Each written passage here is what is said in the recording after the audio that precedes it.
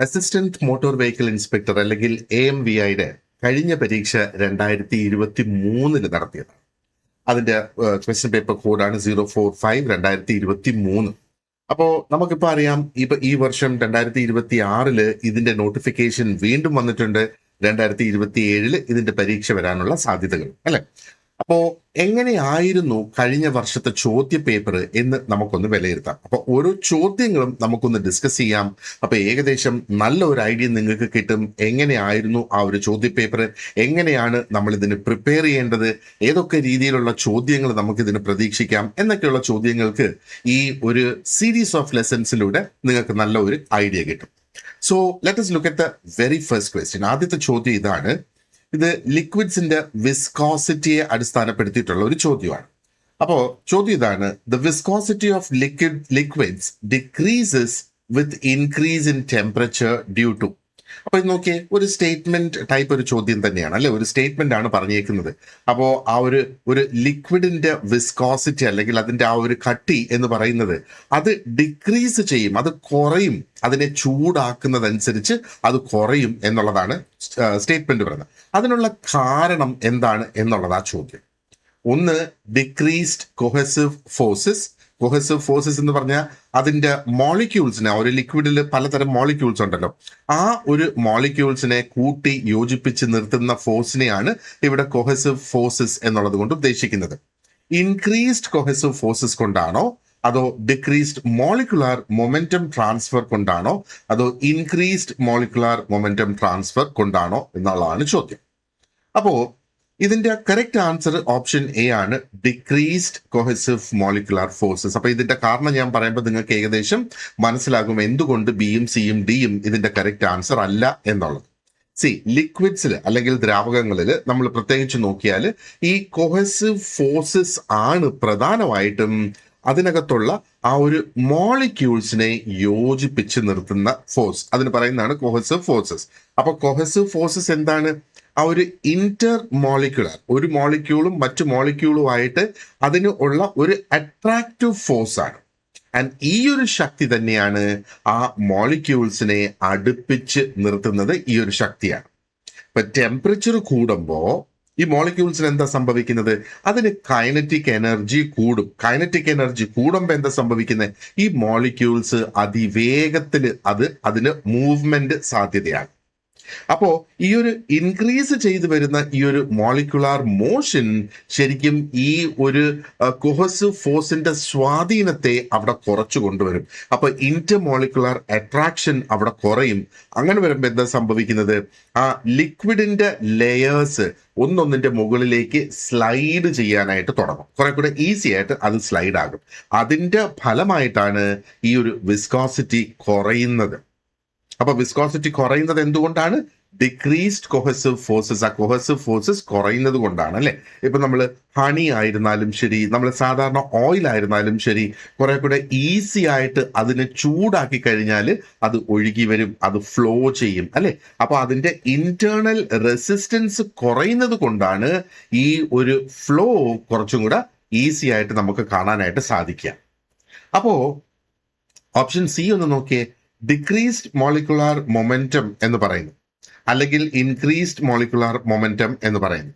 അപ്പൊ ഈ molecular momentum ശരിക്കും ഇവിടെ ഇൻക്രീസ് ചെയ്യുവാണ് അല്ലെ.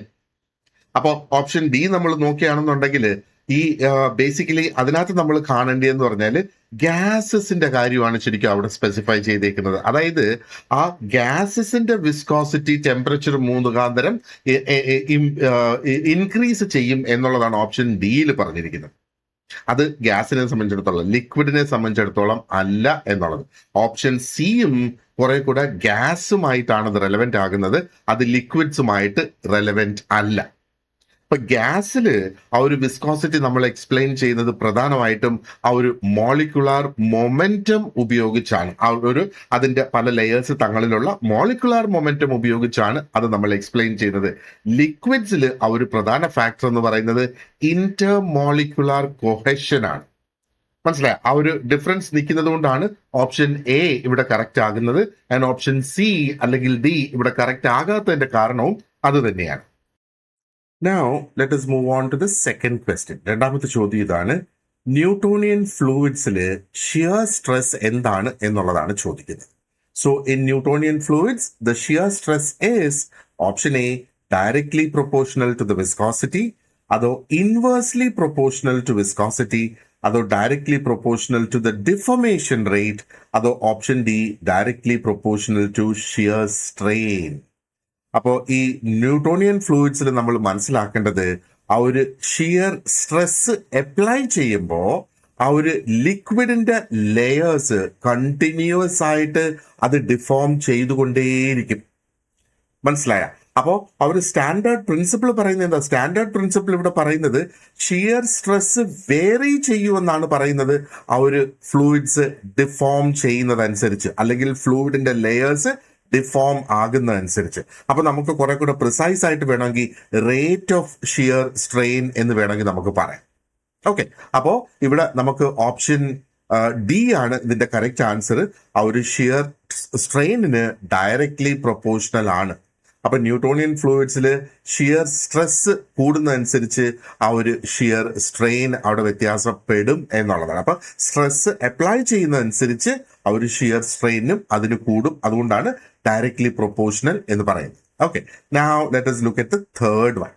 മൂന്നാമത്തെ ചോദ്യം വീണ്ടും സ്റ്റേറ്റ്മെന്റ്സ് ആണ്. നമുക്ക് 4 സ്റ്റേറ്റ്മെന്റ് തന്നിട്ട് അതിൽ കറക്റ്റ് സ്റ്റേറ്റ്മെന്റ് ഏതാണ് എന്ന് ചൂണ്ടിക്കാണിക്കാനാണ് നമ്മളോട് പറയുന്നത്. അപ്പൊ കറക്റ്റ് സ്റ്റേറ്റ്മെന്റ് നമുക്ക് ഇവിടെ ചൂസ് ചെയ്യണം. അപ്പോ എന്താണ് statements? Fire point is higher than the flash point. ഒന്ന്, ഫയർ പോയിന്റ് ഫ്ലാഷ് പോയിന്റിനേക്കാളും ഹയർ ആണെന്ന് പറയുന്നു. Fire point is lower than the flash point. അതിന്റെ നേരെ വിപരീതമായ സ്റ്റേറ്റ്മെന്റ് ആണ് രണ്ടാമത് പറയുന്നത്. മൂന്നാമത് പറയുന്നത് എന്താ? There is no relation between fire point and the flash point. ഇപ്പൊ ഫയർ പോയിന്റും ഫ്ലാഷ് പോയിന്റുമായിട്ട് യാതൊരു ബന്ധവുമില്ല എന്ന് പറയുന്നത്.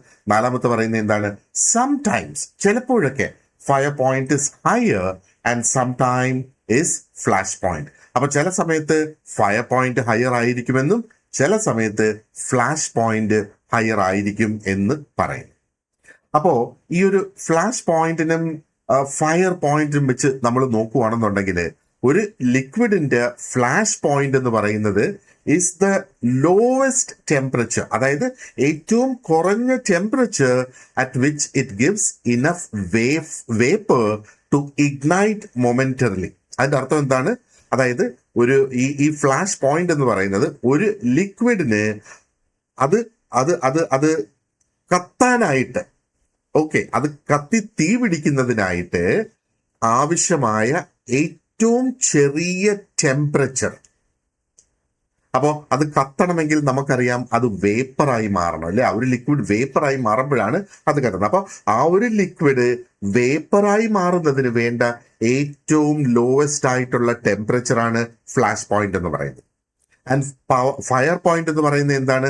അതും ആ ഒരു ലോവസ്റ്റ് ടെമ്പറേച്ചർ ആണ്. ആ ഒരു ടെമ്പറേച്ചറിൽ ആ ഒരു വേപ്പർ കത്താൻ, അത് ബേൺ ചെയ്യാനായിട്ട് കണ്ടിന്യൂ ചെയ്യും ഒരു സസ്റ്റെയിൻഡ് പീരിയഡ്. അത് തീ പിടിച്ചതിന് ശേഷം കുറച്ചു നേരം, ഒരു പക്ഷെ ആ ഒരു ഇന്ധനം തീരുന്നിടം വരെ കത്തി നിൽക്കും എന്നുള്ളതാണ്. അപ്പൊ ഫയർ പോയിന്റും ഒരു ലോവസ്റ്റ് ടെമ്പറേച്ചർ ആണ്. ആ ഒരു ടെമ്പറേച്ചറിലാണ് ആ ഒരു വേപ്പറിന് തുടർച്ചയായിട്ട് കത്താൻ സാധിക്കുന്ന ആ ഒരു ടെമ്പറേച്ചർ. അപ്പൊ ഫ്ലാഷ് പോയിന്റും ഫയർ പോയിന്റും എന്താണെന്നുള്ളത് നമുക്ക് മനസ്സിലായല്ലോ. അപ്പൊ ഇവിടെ സസ്റ്റെയിൻഡ് ആയിട്ടുള്ള ബേണിംഗ് ആണ് അവിടെ വരുന്നത്, അല്ലെ? അതായത് ആ ഒരു ഫയർ പോയിന്റ് എന്ന് പറയുന്നത് കണ്ടിന്യൂസ് ടു ബേൺ, അത് ബേൺ ചെയ്യാനായിട്ട് തുടരും എന്നാണ് പറയുന്നത്. ഒരു സസ്റ്റെയിൻഡ് ആയിട്ടുള്ള കുറച്ചു നേരം അത് കത്തി നിൽക്കും എന്നുള്ളതാണ് പറയുന്നത്. അപ്പോൾ കുറച്ചു നേരം കത്തി നിൽക്കുന്നതിന് അതിനെന്താ വേണ്ടേ? കുറെ കൂടെ ലാർജ് ആയിട്ടുള്ള, കുറെ കൂടെ കണ്ടിന്യൂസ് ആയിട്ടുള്ള ഒരു സപ്ലൈ ഓഫ് വേപ്പർ ഉണ്ടാകണം. അപ്പോ അങ്ങനെ നോക്കുമ്പം ആ ഫയർ പോയിന്റ് എപ്പോഴും ഹയർ ആയിരിക്കും ഫ്ലാഷ് പോയിന്റിനേക്കാളും. മനസ്സിലായില്ലേ? അപ്പോ ഓപ്ഷൻ എ ആണ് നമ്മുടെ correct answer. Fire point is higher than flash point. അപ്പൊ ഫയർ പോയിന്റ് എന്താണെന്ന് പറഞ്ഞു, ഫ്ലാഷ് പോയിന്റ് എന്താണെന്ന് പറഞ്ഞു. ആൻഡ് എന്തുകൊണ്ട് ആ ഒരു ഫയർ പോയിന്റ് ഫ്ലാഷ് പോയിന്റിനേക്കാളും ഹയർ ആയിരിക്കും എന്നും നമുക്കിപ്പം മനസ്സിലായി, അല്ലെ? ഇനി അടുത്ത ചോദ്യത്തിലേക്ക് കിടക്കാം. Question number 4. In a centrifugal pump, ഒരു സെൻട്രിഫ്യൂഗൽ പമ്പില് the liquid enters the pump. ആ ഒരു പമ്പിലേക്ക്, സെൻട്രിഫ്യൂഗൽ പമ്പില് ആ ഒരു ലിക്വിഡ് കയറുന്നത് അതിന്റെ സെന്ററിലാണോ, ടോപ്പിലാണോ, ബോട്ടത്തിലാണോ, അതോ അതിന്റെ സൈഡ്സിൽ നിന്നാണോ വരുന്നത് എന്നാണ് ചോദ്യം. അപ്പോൾ ഇത് ശരിക്കും PSC ഡിലീറ്റ് ചെയ്ത ഒരു ക്വസ്റ്റ്യൻ തന്നെയാണ്. ഓക്കെ, അപ്പോൾ സാധാരണ ഇതിന്റെ ഗതിയിൽ നമ്മൾ നോക്കിയ ഇതിന്റെ ആൻസർ എന്ന് പറയുന്നത് അറ്റ് ദ സെന്റർ തന്നെയാണ് വരേണ്ടത്. കാരണം ലിക്വിഡ് ഒരു സെൻട്രിഫ്യൂഗൽ പമ്പിലേക്ക് ലിക്വിഡ് കയറുന്നത് എവിടെ നിന്നാണ്? ആ ഒരു ഇംപില്ലറിന്റെ ഐയിലൂടെയാണ് അത് കയറുന്നത് അല്ലേ. ആൻഡ് ഇംപില്ലറിന്റെ ഐ എവിടെയാണ്? അതിന്റെ സെന്ററിലാണ് അത് ലൊക്കേറ്റ് ചെയ്തിരിക്കുന്നത്. അപ്പൊ ഇത് ഫൈനൽ ആൻസർ കീയിൽ ഈ ക്വസ്റ്റ്യൻ ഡിലീറ്റഡ് ആണ്. അത് ഡിലീറ്റഡ് ആയതിന്റെ റീസൺ എന്താണ് എന്ന് നമുക്കറിയില്ല. ഒരു പക്ഷേ പല സെൻട്രിഫ്യൂഗൽ പമ്പ്സിലും അത് ഡിഫറെന്റ് ആയിട്ട് വരാം. അതുകൊണ്ടായിരിക്കാം ആ ഒരു ക്വസ്റ്റ്യൻ അവിടെ ഡിലീറ്റ് ചെയ്തത്. ഇനി അടുത്തത് നമുക്ക് അഞ്ചാമത്തെ ചോദ്യം നോക്കാം. അഞ്ചാമത്തെ ചോദ്യം ഇതാണ്: the type of flow in which the velocity at any given time does not change with respect to space is called. അത് യൂണിഫോം ഫ്ലോ ആണോ, കംപ്രസിബിൾ ഫ്ലോ ആണോ, സ്റ്റഡി ഫ്ലോ ആണോ, റൊട്ടേഷണൽ ഫ്ലോ ആണോ? അപ്പൊ 4 ഓപ്ഷനിൽ ഒരെണ്ണത്തിന്റെ ഡെഫിനിഷൻ ആണ് ഇവിടെ കൊടുത്തിരിക്കുന്നത്. അപ്പൊ അത് എന്തിന്റെ ഡെഫിനിഷൻ ആണ് എന്നാണ് നമ്മൾ ഇവിടെ കണ്ടുപിടിക്കേണ്ടത്. ഓക്കെ, അപ്പോ ഏത് തരം ഫ്ലോ ആണ് ഈ താഴെ കൊടുത്തിരിക്കുന്നതിൽ നിന്ന് ആ ഒരു ഫ്ലോയില് അതിന്റെ വെലോസിറ്റി ഏതൊരു സമയത്ത് നമ്മൾ നോക്കിയിരുന്നാലും ആ ഒരു velocity does not change, velocity മാറില്ല എന്നുള്ളത് വിത്ത് റെസ്പെക്ട് ടു സ്പേസ്. ആ ഒരു സ്പേസിനെ അടിസ്ഥാനപ്പെടുത്തി അതിന്റെ ആ ഒരു വെലോസിറ്റി മാറില്ല എന്നുള്ളത്. കറക്റ്റ് ആൻസർ ഇവിടെ യൂണിഫോം ഫ്ലോ ആണ്. അപ്പൊ യൂണിഫോം ഫ്ലോയില് അതിന്റെ ഫ്ലോ പ്രോപ്പർട്ടീസ്, പ്രത്യേകിച്ചും വെലോസിറ്റി നമ്മൾ നോക്കുകയാണെന്നുണ്ടെങ്കിൽ it will remain the same. അത് സെയിം ആയിരിക്കും point two point at any instant of time. ഏത് സമയം നമ്മൾ നോക്കിയിരുന്നാലും 1 point to another point ആ ഒരു വെലോസിറ്റി സെയിം ആയിരിക്കും. Velocity does not change. അപ്പൊ വിത്ത് സ്പേസ് എന്ന് പറഞ്ഞാൽ ഇവിടെ നമുക്ക് ഫ്ലോ അവിടെ ഉണ്ടാകണം അല്ലെ. അപ്പോ നമ്മൾ ഓപ്ഷൻ ബി നമ്മൾ നോക്കുകയാണെന്നുണ്ടെങ്കിൽ അത് കംപ്രസിബിൾ ഫ്ലോ എന്നാണ് അതിനകത്ത് പറയുന്നത് അല്ലെ. അപ്പൊ കംപ്രസിബിൾ ഫ്ലോ എന്താണ്? This is again flow way the density of the fluid changes. ഇത് ഡെൻസിറ്റി ചേഞ്ച് ആകുന്ന ഒരു തരം ഫ്ലോ ആണ് കംപ്രസിബിൾ ഫ്ലോ എന്ന് പറയുന്നത്. ആൻഡ് സ്റ്റഡി ഫ്ലോ എന്ന് പറയുമ്പോഴത്തേക്ക് എന്താണ്? സ്റ്റഡി ഫ്ലോ എന്ന് പറയുമ്പോൾ ആ ഒരു വെലോസിറ്റി, ഒരു പെർട്ടിക്കുലർ പോയിന്റിലെ velocity does not change with time എന്നുള്ളതാണ്. ആൻഡ് റൊട്ടേഷണൽ ഫ്ലോ എന്താണ് പറയുന്നത്? റൊട്ടേഷണൽ ഫ്ലോ എപ്പോഴാണ് സംഭവിക്കുന്നത്? ആ ഒരു ഫ്ലൂയിഡ് പാർട്ടിക്കിൾസ് റൊട്ടേറ്റ് ചെയ്യും, അതിന്റെ സ്വന്തം ആക്സിസിൽ റൊട്ടേറ്റ് ചെയ്യും, അത് മൂവ് ചെയ്യുന്ന ആ ഒരു സമയത്തിന്. ഓക്കെ, അതാണ് ആ ഒരു റൊട്ടേഷണൽ ഫ്ലോ എന്ന് പറയുന്നത്. സോ അപ്പോൾ ഇതിന്റെ correct answer is option A. Uniform ഫ്ലോയിന്റെ ഒരു ഡെഫിനിഷൻ ആണ് ഇവിടെ കൊടുത്തിട്ടുള്ളത്. Now let's move on to the next question. ആറാമത്തെ ചോദ്യം ഇതാണ്: ഒരു വെൻറ്യൂറിമീറ്റർ. A venturimeter is preferred to an orifice plate because. വീണ്ടും ഒരു സ്റ്റേറ്റ്മെന്റ് തന്ന് എന്നിട്ട് നമ്മുടെ ഓപ്ഷൻ എന്താണ്? It is cheaper, it is easy to install, energy loss is less, it has very high life. അപ്പൊ എന്താണ് ഈ വെൻച്യൂറിമീറ്ററും ആൻഡ് ഓറിഫിസ് പ്ലേറ്റും എന്തിനു വേണ്ടിയിട്ട് അത് ഉപയോഗിക്കുന്നത്? ഇത് രണ്ടും ഉപയോഗിക്കുന്നത് ഒരു പൈപ്പിലൂടെ വരുന്ന ആ ഒരു ഡിസ്ചാർജ് മെഷർ ചെയ്യുന്നതിന് വേണ്ടിയിട്ട് ഉപയോഗിക്കുന്ന അല്ലേ. ഒരു വെൻച്യൂറിമീറ്ററിൽ എന്തൊക്കെയാണുള്ളത്? അതിനകത്തുള്ളത് ഒരു ഗ്രാജുവലി കൺവേർജ് ചെയ്യുന്ന ഒരു സെക്ഷൻ അതിനകത്തുണ്ട്. അതിന് ഒരു കഴുത്ത് ഭാഗമുണ്ട്, ഒരു ത്രോട്ട് ഉണ്ട്, ആൻഡ് ഗ്രാജുവലി ഡൈവേർജ് ചെയ്യുന്ന ഒരു സെക്ഷനും അതിനകത്തുണ്ട്. അപ്പോൾ അതിന്റെ ഷേപ്പ് നല്ല സ്മൂത്ത് ആയിട്ടുള്ള ഒരു ഷേപ്പാണ് അല്ലെ. ആ സ്മൂത്ത് ആയിട്ടുള്ള ഒരു ഷേപ്പ് ആയതുകൊണ്ട് അതിന്റെ ആ ഒരു ഫ്ലോ സെപ്പറേഷൻ എന്ന് പറയുന്നത് വളരെ കുറവായിരിക്കും. അത് വളരെ കുറവായിട്ട് വരുമ്പോഴത്തേക്ക് ആ ഒരു പ്രഷർ എനർജിക്ക് എന്താ സംഭവിക്കുന്നത്? ആ ഒരു ഡൈവേർജിങ് സെക്ഷനിൽ ആ പ്രഷർ എനർജി റിക്കവർ ചെയ്യപ്പെടുന്നു എന്നുള്ളത്. ഓറിഫിസ് പ്ലേറ്റിൽ നമ്മൾ നോക്കുകയാണെന്നുണ്ടെങ്കിലോ ഇവിടെ കോൺട്രാസ്റ്റിംഗ് ആയിട്ടുള്ള ഒരു പ്രതിഭാസം നമുക്ക് കാണാം. അതിന് ഷാർപ്പ് എഡ്ജ് ആണ് ഉള്ളത് അല്ലെ. അതിന്റെ ആ ഒരു ഓപ്പണിംഗ് പ്രത്യേകിച്ചും വളരെ ഷാർപ്പ് എഡ്ജ്ഡ് ആയിട്ടുള്ള ഓപ്പണിംഗ് ആണ്. ആൻഡ് അത് ഒരു sudden contraction and expansion of flow അവിടെ ഉണ്ടാക്കും. സഡൻ ആയിട്ട് കോൺട്രാക്ട് ചെയ്യും ആൻഡ് സഡൻ ആയിട്ട് ഒരു എക്സ്പാൻഷൻ ഓഫ് ഫ്ലോ അവിടെ വരും. അപ്പൊ അങ്ങനെ വരുമ്പം കുറെ കൂടെ കൂടുതൽ ടർബുലൻസ് അവിടെ പ്രൊഡ്യൂസ് ചെയ്യപ്പെടും ആൻഡ് ആ ഒരു ഹെഡ് ലോസ് അവിടെ കുറെ കൂടും എന്നുള്ളതാണ്. അപ്പൊ അങ്ങനെ നമ്മൾ നോക്കുമ്പോൾ ഒരു വെൻച്യൂറിമീറ്റർ ആണ് കുറെ കൂടെ പ്രിഫർ ചെയ്യുന്നത്. ബിക്കോസ് എന്താണ്?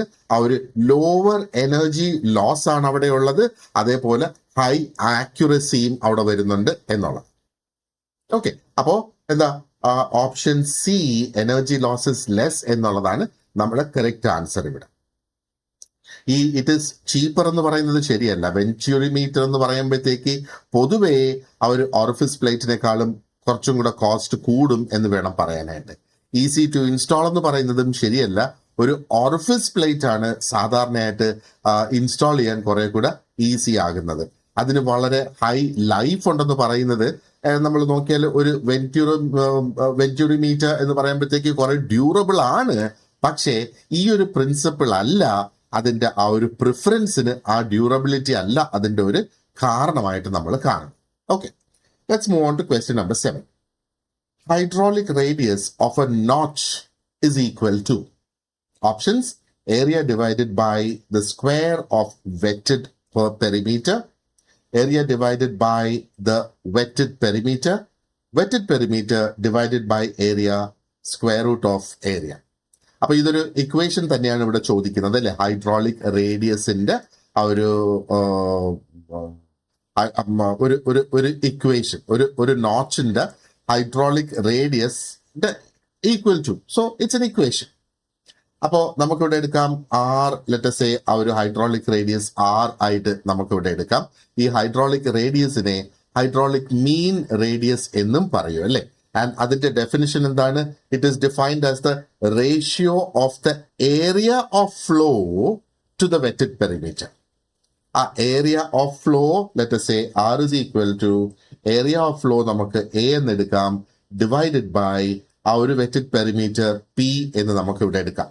അപ്പോൾ ഇവിടെ ആർ ആണ് ആ ഒരു ഹൈഡ്രോളിക് റേഡിയസ് ആൻഡ് എ ആണ് ആ ഒരു എന്താ പറയണ്ട ആ ഒരു ഏരിയ ഓഫ് ഫ്ലോയിന്റെ ക്രോസ് സെക്ഷൻ ആൻഡ് പി ആണ് വെറ്റഡ് പെരിമീറ്റർ എന്ന് പറയുന്നത്. അപ്പൊ ഈ വെറ്റഡ് പെരിമീറ്റർ ആണ് ആ ഒരു ബൗണ്ടറി സർഫസ്, ആ ഒരു ചാനലിന്റെ ബൗണ്ടറി സർഫസ്. ഒന്നുകിൽ ബൗണ്ടറി സർഫസ് എന്ന് പറയാം, അല്ലെങ്കിൽ ഇറ്റ് ഇസ് ആൻ ഓപ്പണിംഗ് എന്ന് പറയാം. ആ ഒരു ഓപ്പണിംഗ് ആണ് വെള്ളവുമായിട്ട് കോണ്ടാക്ട് വരുന്നത് അല്ലേ. അപ്പൊ ഹൈഡ്രോളിക് റേഡിയസ് ഇവിടെ പ്രധാനപ്പെട്ടതാകുന്നത് എന്തുവാണ്, അല്ലെങ്കിൽ ഒരു ഇമ്പോർട്ടന്റ് പാരാമീറ്റർ ആകുന്നത് പ്രത്യേകിച്ചും ഒരു ഓപ്പൺ ചാനൽ ഫ്ലോയില് അത് വളരെ ഇമ്പോർട്ടന്റ് ആകും. കാരണം അത് ആ ഒരു റെസിസ്റ്റൻസിനെ സ്വാധീനിക്കും എന്നുള്ളതാണ്. ആ ചാനൽ ബൗണ്ടറി കൊണ്ടുവരുന്ന റെസിസ്റ്റൻസിനെ അത് സ്വാധീനിക്കും എന്നുള്ളത് കൊണ്ടാണ്. ഓക്കെ, സോ ഇവിടെ നമ്മുടെ correct answer is option B, area divided by wetted perimeter. അതിന് നമ്മൾ ഈ ഫോർമുല ഇതിനകത്ത് ഓർത്തു വെക്കേണ്ടതുണ്ട്. അപ്പോഴാണ് ഈ ഒരു ചോദ്യത്തിന്റെ കറക്റ്റ് ഉത്തരം നമുക്ക് കൊടുക്കാനായിട്ട് സാധിക്കുക. Now let us look at question number 8. The unit of Jessie's constant C in Jessie's formula is. ഏതാണ് ഈ Jessie's കോൺസ്റ്റന്റില് C അതിന്റെ യൂണിറ്റ് എന്താണ് എന്നുള്ളത്? ഐ മീൻ Jessie's കോൺസ്റ്റന്റ് ആണ് C എന്ന് പറയുന്നത്. അതിന്റെ യൂണിറ്റ് ആ Jessie's ഫോർമുലയിൽ അതിന്റെ യൂണിറ്റ് എന്താണ് എന്നാണ് പറയുന്നത്. നോക്ക്, ഫോർമുല നമുക്ക് ഇങ്ങനെ കണ്ടു തുടങ്ങാം. V is a velocity അല്ലെ. V is equal to Jessie's constant C into root of RS. അപ്പൊ ഇവിടെ R എന്താണ്? R ആണ് ആ ഒരു ആറും എസും ഇവിടെ വരുന്നത്. അപ്പോൾ V ആ ഒരു ഫ്ലോയുടെ വെലോസിറ്റി ആണ്, C ആണ് Jessie's കോൺസ്റ്റന്റ്, R അതിന്റെ ആ ഒരു ഹൈഡ്രോളിക് റേഡിയസ് ആണ്, ആൻഡ് S ആണ് അതിന്റെ ആ ഒരു സ്ലോപ്പ്, ആ ഒരു ബെഡിന്റെ സ്ലോപ്പ് അല്ലെങ്കിൽ ആ ഒരു എനർജി ലൈൻ എന്നുള്ളത്. ഓക്കെ, അപ്പോ നമുക്കിതിനെ എഴുതാം. സോ C Jessie's കോൺസ്റ്റന്റിന്റെ ആണല്ലോ നമ്മൾ കണ്ടുപിടിക്കാനായിട്ട് ഉദ്ദേശിക്കുന്നത്. So is equal to V divided by square root of RS എന്ന് നമ്മൾ ഇതിനെ കാണണം. ഇനി നമ്മൾ ആലോചിക്കേണ്ടത് ആ ഒരു വെലോസിറ്റിയുടെ യൂണിറ്റ് എന്താണ്? വെലോസിറ്റിയുടെ യൂണിറ്റ് എന്ന് പറയുന്നത് മീറ്റർ സെക്കൻഡ് ആണ് അല്ലെ. മീറ്റർ പെർ സെക്കൻഡ് ആണ് ആ ഒരു വെലോസിറ്റിയുടെ യൂണിറ്റ് ആയിട്ട് നമുക്കിവിടെ കാണുന്നത്. അതിന് പകരം നമ്മൾ അവിടെ അത് എഴുതി. ആൻഡ് ആറിന്റെ യൂണിറ്റ് എന്താണ്? ആറിന്റെ യൂണിറ്റ് മീറ്റർ ആണ് അല്ലെ. So metre per second divided by ആ ഒരു ആറിന്റെ സ്ക്വയർ റൂട്ട് ഓഫ് മീറ്റർ നമ്മൾ ഇവിടെ എഴുതി. ആൻഡ് ഈ ഒരു എസ് എന്താണ്? എസ് ആ ഒരു സ്ലോപ്പ്, അതിന് ഡയമെൻഷൻ ഇല്ല, അത് ഡയമെൻഷൻലെസ് ആണ്. അതുകൊണ്ട് നമ്മൾ അത് ഇവിടെ എഴുതേണ്ട ആവശ്യം ഇല്ല. അപ്പോ metre per second divided by, നമുക്ക് ഇനി വീണ്ടും നമുക്ക് ഇതിനെ സിംപ്ലിഫൈ ചെയ്യാം. Metre per second divided by ആ ഒരു സ്ക്വയർ റൂട്ട് ഓഫ് എം എന്ന് പറയുന്നത് എം റേസ് ടു 1/2 എന്ന് നമുക്ക് ഇവിടെ അതിനെ വീണ്ടും കൊണ്ടുവരാം അല്ലെ. സോ ദ ഹോൾ തിങ് ഇതിനെ നമ്മൾ സിംപ്ലിഫൈ ചെയ്തെടുക്കുമ്പോഴത്തേക്ക് you will get it as M raise to 1/2 divided by S എന്ന് നമുക്ക് കാണാം. M raise to 1/2 divided by S. അപ്പൊ അങ്ങനെ ഒരു ഓപ്ഷൻ നമുക്ക് ഇതിനകത്തുണ്ടോ? Option D is the correct answer അല്ലേ. അപ്പോ ഈ ചെസീസ് കോൺസ്റ്റന്റ് സി യൂണിറ്റ്, അതിന്റെ യൂണിറ്റ് എന്ന് പറയുന്നത് is M raise to 1/2 by S. മനസ്സിലായില്ലേ അത് എങ്ങനെയാണ് വന്നത് എന്നാണ്. Now let us move on to question number 9. Question 9 ഇതാണ്, which of the following head laws is significant in a pipe flow? ഒരു പൈപ്പിന്റെ അകത്തൂടെ ഫ്ലോ വരുന്നതിൽ ഹെഡ് ലോസിന് ഏതാണ് ഏറ്റവും അധികം സിഗ്നിഫിക്കന്റ് ആകുന്നത് എന്നാണ് ചോദ്യം ഇവിടെ. ഓപ്ഷൻ എ എന്താണ്? Loss of head due to gradual contraction, loss of head due to friction, loss of head due to sudden enlargement and loss of head due to sudden contraction. അപ്പോ ആ ഒരു gradual contraction കൊണ്ടുവരുന്ന loss ആണോ, അതോ friction കൊണ്ടുവരുന്ന ആ ഒരു loss ആണോ, അതോ ആ ഒരു സഡൻ എൻലാർജ്മെന്റ് കൊണ്ടുവരുന്ന ആ ഒരു ലോസ് ആണോ, അതോ സഡൻ കോൺട്രാക്ഷൻ മൂലം വരുന്ന ആ ഒരു ലോസ് ആണോ? അപ്പോ ചോദ്യം ഒന്നും കൂടെ നോക്കി, ആ ഒരു വിച്ച് ഓഫ് ദ ഫോളോയിങ് ഈ താഴെ കൊടുത്തിരിക്കുന്നതിൽ ഏത് ഹെഡ് ലോസ് ആണ് സിഗ്നിഫിക്കന്റ് ആയിട്ടുള്ളത് ഒരു പൈപ്പിന്റെ ഫ്ലോയില്? ഒരു പൈപ്പിന്റെ ഫ്ലോയില് ആ മേജർ ലോസ് ഓഫ് ഹെഡ് എന്ന് പറയുന്നത് പൊതുവേ അത് ഫ്രിക്ഷൻ കൊണ്ടുണ്ടാകുന്ന ആ ഒരു ലോസ് ആണ് ഏറ്റവും പ്രധാനപ്പെട്ട ഒരു ലോസ് എന്ന് പറയുന്നത് അല്ലെ. അപ്പൊ ഫ്രിക്ഷൻ എന്തൊക്കെ തങ്ങളിലുള്ള ഫ്രിക്ഷൻ ആണ് ഇവിടെ? ആ ഒരു ആ പൈപ്പിന്റെ ഉള്ളിലൂടെ കടന്നു പോകുന്ന ഫ്ലൂയിഡും അതിന്റെ ഇന്നർ വാളുമായിട്ട് വരുന്ന ആ ഒരു ഫ്രിക്ഷൻ അല്ലെ. ആൻഡ് ലോസ്, കോൺട്രാക്ഷൻ കൊണ്ടുണ്ടാകുന്ന ലോസ് അല്ലെങ്കിൽ എൻലാർജ്മെന്റ് കൊണ്ടുണ്ടാകുന്ന ലോസ്, ബെൻഡുകൾ വരും, വാൽവുകൾ വരും, മറ്റ് ഫിറ്റിംഗ്സ് ഒക്കെ അവിടെ വരും. അതുകൊണ്ടൊക്കെ ഉണ്ടാകുന്ന ലോസിനെ മൈനർ ലോസസ് എന്നാണ് പറയുന്നത് അല്ലെ. അപ്പോ അവിടെ മൈനർ ലോസ് ആണെങ്കിലും പലപ്പോഴും ചില കേസുകളിൽ അത് വളരെ പ്രധാനപ്പെട്ട ലോസ് ആയിട്ട് വരും. പക്ഷേ എന്തൊക്കെ തന്നെയായിരുന്നാലും ഏറ്റവും സിഗ്നിഫിക്കന്റ് ആയിട്ടുള്ള ഒരു ഹെഡ് ലോസ് ഒരു പൈപ്പിൽ എന്ന് പറയുന്നത് യൂഷ്വലി ആ ഒരു ഫ്രിക്ഷൻ ലോസ് തന്നെയാണ്, പ്രത്യേകിച്ചും ആ ഒരു പൈപ്പിന്റെ നീളം കൂടുന്ന അനുസരിച്ച് അല്ലെ. അപ്പൊ ഇവിടെ ഓപ്ഷൻ ബി ആണ് നമ്മുടെ ആ ഒരു കറക്റ്റ് ആൻസർ. സഡൻ എൻലാർജ്മെന്റ് എന്ന് പറയുമ്പോഴത്തേക്ക് ആ ഒരു പൈപ്പ് ഒരു പക്ഷേ ഒരു സൈസിൽ നിന്ന് മറ്റൊരു സൈസിലേക്ക് മാറുമ്പോഴാണ് സഡൻ എൻലാർജ്മെന്റ്. സഡൻ കോൺട്രാക്ഷൻ എന്ന് പറയുമ്പോഴത്തേക്ക് ആ ഒരു കോൺട്രാക്ഷൻ ഫീലിംഗ് എവിടെ നിന്നാണ് വരുന്നത്? ഒരു പക്ഷേ സൈസ്, പൈപ്പിന്റെ സൈസ് ഒരു ഭാഗത്ത് നിന്ന് ചെറുതാകുന്ന അല്ലെങ്കിൽ ബെൻഡുകൾ വരുന്നത്, അങ്ങനെയൊക്കെയുള്ള സിറ്റുവേഷനിൽ ആ ഒരു ലോസ് അവിടെ വരും അല്ലെ. Right. So now let us look at question number 10. Which relation is incorrect? അപ്പൊ 4 റിലേഷൻസ് നമുക്ക് ഇവിടെ തന്നിട്ടുണ്ട്. അപ്പൊ അതിൽ ആദ്യത്തെ റിലേഷൻ എന്താണ്? Pelton turbine, impulse turbine. ആ ഒരു റിലേഷൻ ആണോ? അതോ ഫ്രാൻസിസ് ടർബൈൻ, ഇംപൾസ് ടർബൈൻ? അതോ Kaplan turbine, reaction turbine? Francis turbine, reaction turbine? ഇതിൽ 3 കറക്റ്റ് ആണ്, ഒരെണ്ണം ഇതിനകത്ത് ഇൻകറക്റ്റ് ആയിട്ട് നമുക്ക് കാണാം. ഈ ഒരു ചോദ്യവും PSC ഡിലീറ്റ് ചെയ്ത ചോദ്യം തന്നെയാണ്. ഫൈനൽ ആൻസർ കീയിൽ നിന്ന് ഇത് ഡിലീറ്റ് ചെയ്തു. ഇനി കോൺസെപ്ച്വലി നമ്മൾ നോക്കുവാണെന്നുണ്ടെങ്കിൽ ആ ഓപ്ഷൻ ബി എന്ന് നോക്കിയേ, ഫ്രാൻസിസ് ടർബൈൻ, ഇംപൾസ് ടർബൈൻ. ഇതാണ് ഇവിടെ ഇൻകറക്റ്റ് ആയിട്ട് വരേണ്ട ഒരു റിലേഷൻ. കാരണം ഫ്രാൻസിസ് ടർബൈൻ എന്ന് പറയുന്നത് ഒരു റിയാക്ഷൻ ടർബൈൻ ആണ്, അത് ഒരു ഇംപൾസ് ടർബൈൻ അല്ല. അതേപോലെ പെൽറ്റൺ ടർബൈനും ഒരു എന്താ പറയേണ്ടത്, ഒരു ഇംപൾസ് ടർബൈൻ തന്നെയാണ്. അപ്പോ ഫ്രാൻസിസ് ആൻഡ് കപ്ലൻ ടർബൈൻസ് രണ്ടും റിയാക്ഷൻ ടർബൈൻസ് ആണ്. മനസ്സിലായില്ലേ? റൈറ്റ്. അപ്പോ ഇവിടെ ഇൻകറക്റ്റ് ആയിട്ടുള്ള ആ ഒരു മാച്ചിങ് വന്നതുകൊണ്ടാണ് എന്താ പറയേണ്ടത്, ഇത് ക്വസ്റ്റ്യൻ അൾട്ടിമേറ്റ്ലി ഡിലീറ്റ് ചെയ്യേണ്ടി വന്നത് എന്ന് നമ്മൾ ഓർക്കുക. Now let's move on to question number 11. The energy of the isolated system is always a constant, which is given by. അപ്പൊ ഇവിടെ ഒരു സ്റ്റേറ്റ്മെന്റ് അല്ലെ. അപ്പൊ സ്റ്റേറ്റ്മെന്റിൽ പറയുന്നത് എന്താണ്? ഒരു ഐസൊലേറ്റഡ് സിസ്റ്റത്തിലെ എനർജി എപ്പോഴും ഒരു കോൺസ്റ്റന്റ് ആണ്. ആ ഒരു കോൺസ്റ്റന്റ് നമുക്ക് എന്ത് മൂലം ലഭിക്കുന്നു, അല്ലെ എന്താണ് അത് തരുന്നത്? zeroth law of thermodynamics ആണോ, ഫസ്റ്റ് ലോ ഓഫ് തെർമോഡൈനമിക്സ് ആണോ, സെക്കൻഡ് ലോ ഓഫ് തെർമോഡൈനമിക്സ് ആണോ, അതോ തേർഡ് ലോ ഓഫ് തെർമോഡൈനമിക്സ് ആണോ എന്നുള്ളത്. അപ്പൊ നമ്മൾ ഫസ്റ്റ് ലോ ഓഫ് തെർമോഡൈനമിക്സ് നോക്കുകയാണെന്നുണ്ടെങ്കിൽ എന്താണ് ആ ഒരു ലോ? അത് തന്നെയാണ് ആ ഒരു law of conservation of energy അല്ലേ? തെർമോഡൈനമിക് സിസ്റ്റത്തിൽ അപ്ലൈ ചെയ്യുന്ന ആ ഒരു കൺസർവേഷൻ ഓഫ് എനർജിയുടെ ലോ ആണ് ഈ law of first law of thermodynamics. അതിലെന്താ പറയുന്നത്? Energy can neither be created nor destroyed എന്നാണ് പറയുന്നത്. അതിനെ കൺവേർട്ട് ചെയ്യാനേ സാധിക്കുകയുള്ളൂ ഒരു രൂപത്തിൽ നിന്ന് മറ്റൊരു രൂപത്തിലേക്ക്. അപ്പൊ ഊർജം അത് സൃഷ്ടിക്കാനും കഴിയില്ല, നശിപ്പിക്കാനും കഴിയില്ല. അത് ഒരു രൂപത്തിൽ നിന്ന് മറ്റൊരു രൂപത്തിലേക്ക് മാറ്റാം എന്നാണ് പറയുന്നത്. അപ്പൊ ഇവിടുത്തെ ഒരു കീ വേർഡ് ഉണ്ട്, ഒരു ഐസൊലേറ്റഡ് സിസ്റ്റം എന്നുള്ള ആ ഒരു കീ വേർഡ്.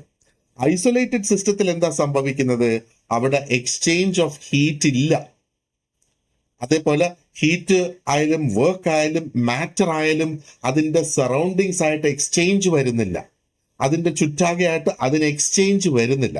അപ്പൊ അങ്ങനെ നോക്കുമ്പം ആ ഒരു ഐസൊലേറ്റഡ് സിസ്റ്റത്തിന്റെ ടോട്ടൽ എനർജി എന്ന് പറയുന്നത് കോൺസ്റ്റന്റ് ആയിട്ട് നിൽക്കും. So option B first law of thermodynamics ആണ് നമ്മുടെ ആ ഒരു കറക്റ്റ് ആൻസർ ഇവിടെ. അപ്പൊ ഇത് പറഞ്ഞത് മനസ്സിലായല്ലോ അല്ലേ? നമ്മൾ ക്ലാസ്സിൽ ഇത് ഡീറ്റെയിൽ ആയിട്ട് നമ്മൾ ഡിസ്കസ് ചെയ്യുന്നുണ്ട്. So you will have A better understanding നമ്മൾ ക്ലാസ് അറ്റൻഡ് ചെയ്ത് കഴിയുമ്പോഴേക്കും. അടുത്തത് 12ാമത്തെ ചോദ്യത്തിലേക്ക് കടക്കാം. A series of operations. അപ്പൊ ഒരു സീരീസ് ഓഫ് ഓപ്പറേഷൻസ് എന്ന് പറയുന്നു. എന്നിട്ട് എന്താണ് പറയുന്നത്? Which takes place in A certain order and ഒരു പ്രത്യേക ക്രമത്തിൽ നടക്കുന്ന ഒരു സീരീസ് ഓഫ് ഓപ്പറേഷൻസ് എന്ന് ആദ്യം അവിടെ പറഞ്ഞു. അതോടൊപ്പം restore the initial conditions at the end. അപ്പോ ആ ഒരു സീരീസ് ഓഫ് ഓപ്പറേഷൻസ് ഒരു പ്രത്യേക ക്രമത്തിൽ നടക്കുകയും അത് അതിന്റെ അവസാന ഘട്ടത്തിൽ എത്തുമ്പോൾ അതിന്റെ ആ ഒരു ഇനിഷ്യൽ കണ്ടീഷൻസിലേക്ക് അത് തിരിച്ചു പോകുന്ന ഒരു സാഹചര്യം, അതിനെ എന്താണ് പറയുന്നത്? ഒരു റിവേഴ്സിബിൾ സൈക്കിൾ എന്നാണോ, ഇറിവേഴ്സിബിൾ സൈക്കിൾ എന്നാണോ, അതോ ഇതാണോ തെർമോഡൈനമിക് സൈക്കിൾ, അതോ option none of the above എന്നുള്ളതാണ്. ഇവിടെ ഓപ്ഷൻ സി തെർമോഡൈനമിക് സൈക്കിൾ ആണ് നമ്മുടെ ആൻസർ. കാരണം തെർമോഡൈനമിക് സൈക്കിളിൽ ഒരു സീരീസ് ഓഫ് തെർമോഡൈനമിക് പ്രോസസ്സസ് അവിടെ നടക്കുന്നല്ലേ, ആൻഡ് അത് ഒരു കൃത്യമായിട്ടുള്ള ഒരു ക്രമത്തിലൂടെ തന്നെയാണ് അത് നടക്കുന്നത്. ആ ഒരു പ്രത്യേക ഓർഡർ അവിടെ ഫോളോ ചെയ്യുന്നുണ്ട്. ആ ഒരു ഓർഡർ അവിടെ ഫോളോ ചെയ്യുന്നതുകൊണ്ട് ആ ഒരു സിസ്റ്റം ഫൈനലി അതിന്റെ ഇനിഷ്യൽ സ്റ്റേറ്റ്, അത് തുടങ്ങിയ ആ ഒരു സ്റ്റേറ്റിലേക്ക് തിരിച്ചു പോകും എന്നുള്ളതാണ്. അപ്പോൾ ഒരു സൈക്കിൾ അവിടെ കംപ്ലീറ്റ് ആക്കുമ്പോഴേക്കും അതിന്റെ എല്ലാ പ്രോപ്പർട്ടീസും, അതായത് പ്രഷർ ആയിരുന്നാലും വോളിയം ആയിരുന്നാലും ടെമ്പറേച്ചർ ആയിരുന്നാലും ശരി, അതിന്റെ ഇന്റേണൽ എനർജി എല്ലാം അതിന്റെ ആ ഒരു ഒറിജിനൽ വാല്യൂസിലേക്ക് തിരിച്ചു പോകും. അതാണ് തെർമോഡൈനമിക് സർക്കിൾ. അപ്പൊ റിവേഴ്സിബിൾ സൈക്കിളും ഇറിവേഴ്സിബിൾ സൈക്കിളും നമ്മൾ നോക്കുകയാണെങ്കിലോ ഇതും തെർമോഡൈനമിക് സൈക്കിൾസിന്റെ ഡിഫറെന്റ് ടൈപ്സ് തന്നെയാണ്. പക്ഷേ ജനറലി നമ്മുടെ ഈ ഒരു ചോദ്യത്തിന്റെ ആൻസർ വരേണ്ടത് തെർമോഡൈനമിക് സൈക്കിൾ തന്നെയാണ്. അപ്പൊ റിവേഴ്സിബിൾ ഇറിവേഴ്സിബിൾ നമുക്കറിയാം, അത് ടൈപ്സ് ഓഫ് തെർമോഡൈനമിക് തന്നെയാണ്, but there is a difference in it എന്നുള്ളത് അല്ലെ. ഇനി അടുത്തത് question number 13 the most efficient method of compressing air is to compress it. അപ്പോൾ ഇവിടെ ഏത് തരത്തിന് കംപ്രസ് ചെയ്യുന്നതാണ് ഏറ്റവും എഫിഷ്യന്റ് ആയിട്ടുള്ള ഒരു മെത്തേഡ് ഓഫ് കംപ്രഷൻ എന്നുള്ളതാണ് ചോദ്യം. അപ്പൊ ഇവിടെ തന്നിരിക്കുന്ന ഓപ്ഷൻസ് എന്തൊക്കെയാണ്? Option A adiabatically, isentropically, option B isothermally and isochorically. അങ്ങനെ 4 ഓപ്ഷൻസ് നമുക്ക് ഇവിടെ ഉണ്ട്. ഏറ്റവും എഫിഷ്യന്റ് ആയിട്ടുള്ളത് ഓപ്ഷൻ സി തന്നെയാണ്, ഐസോതേർമലി ഇസ് ദ റൈറ്റ് ആൻസർ. അപ്പോൾ ഏറ്റവും എഫിഷ്യന്റ് ആയിട്ടുള്ള മെത്തേഡ് ആ ഒരു എയർ കംപ്രസ് ചെയ്യുന്നത് ഇസ് ഐസോതേർമൽ കംപ്രഷൻ. ഐസോതേർമൽ കംപ്രഷനിൽ എന്താ സംഭവിക്കുന്നത്? ആ ഒരു എയറിന്റെ ടെമ്പറേച്ചർ കോൺസ്റ്റന്റ് ആയിട്ട് നിൽക്കും ആ ഒരു കംപ്രഷൻ നടക്കുന്ന സമയത്ത്.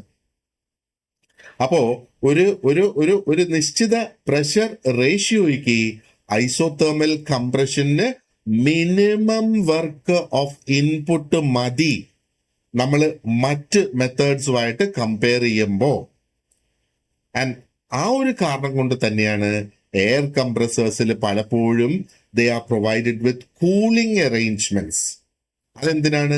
ആ ഒരു ആക്ച്വൽ പ്രോസസ്സിനെ ആ ഒരു ഐസോതെർമൽ കംപ്രഷന്റെ ആ ഒരു അടുത്തേക്ക് എത്തിക്കുന്നതിന് വേണ്ടിയിട്ടാണ് അതിനകത്ത് ആ ഒരു കൂളിംഗ് പ്രോസസ് അറ്റ്ലീസ്റ്റ് ഒരു ഫാൻ എങ്കിലും അതിൽ പ്രൊവൈഡ് ചെയ്തിട്ടുള്ളത്.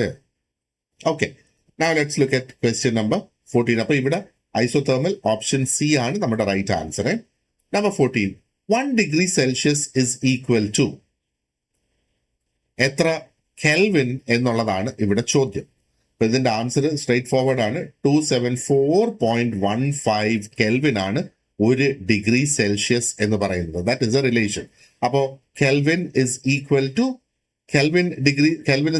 Degree Celsius plus 273.15. അതാണ് അതിന്റെ ആ ഒരു റിലേഷൻ. അതായത് കെ ആണ് കെൽവിൻ എന്ന് പറയുന്നത് is equal to degree Celsius plus 273.15. അപ്പൊ ഇവിടെ ഡിഗ്രീസ് എത്രയാ? 1. ഈ ഡിഗ്രി സെൽഷ്യസിനെ നമ്മളിവിടെ 1 ആക്കുന്ന 1 പ്ലസ് 273.15 എന്ന് പറയുമ്പോഴേക്കും അതിന്റെ ഫൈനൽ ആൻസർ എത്രയാ വരുന്നത്? 274.15. അങ്ങനെയാണ് ഓപ്ഷൻ ബി ഇവിടെ അതിന്റെ ആ ഒരു കറക്റ്റ് ആൻസർ ആയിട്ട് മാറുന്നത്. Okay, so now let's look at the 15th question. Which of the following devices compiles with the Clausius statement of the second law of thermodynamics? Option A, closed cycle gas turbine എന്നാണോ, internal combustion engine എന്നാണോ, steam power plant എന്നാണോ, അതോ domestic refrigerator എന്നുള്ളതാണ്?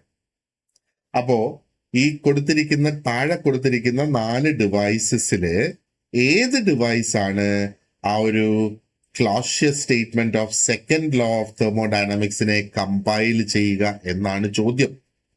നമ്മുടെ correct answer ഇവിടെ option D domestic refrigerator ആണ്. ഇത് correct answer ഇവിടെ. അപ്പോ ആ ഒരു സെക്കൻഡ് ലോ ഓഫ് തെർമോഡൈനാമിക്സിലെ ക്ലോഷ്യസ് സ്റ്റേറ്റ്മെന്റ് എന്താണ് പറയുന്നത്? അത് സ്റ്റേറ്റ് ചെയ്യുന്നത് heat cannot by itself flow from colder body to a hotter body.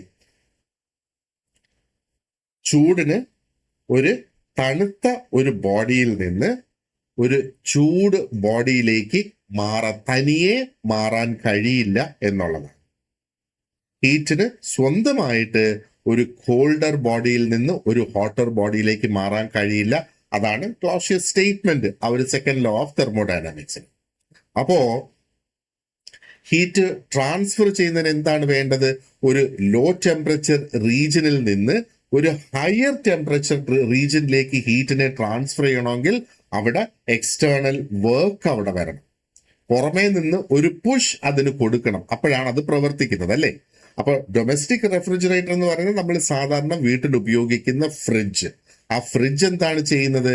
അത് ഒരു കോൾഡ് ആയിട്ടുള്ള സ്പേസ്, അതായത് റെഫ്രിജറേറ്ററിന്റെ ഉള്ളിലുള്ള ആ തണുത്ത സ്ഥലത്ത് നിന്ന് അത് ഹീറ്റിനെ റിമൂവ് ചെയ്യുകയാണ്. റിമൂവ് ചെയ്തിട്ട് അതിനെ എങ്ങോട്ടാണ് റിജക്ട് ചെയ്യുന്നത്, എങ്ങോട്ടാണ് കളയുന്നത്? അതിന്റെ വാം ആയിട്ടുള്ള സറൗണ്ടിങ്സിലേക്ക് അതിനെ മാറ്റും.